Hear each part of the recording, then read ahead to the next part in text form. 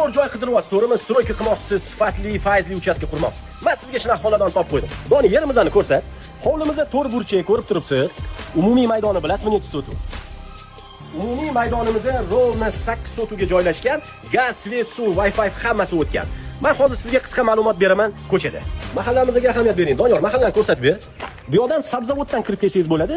Bu yoqdan shundoq selxoz institut tarafdan kirib kelsangiz bo'ladi.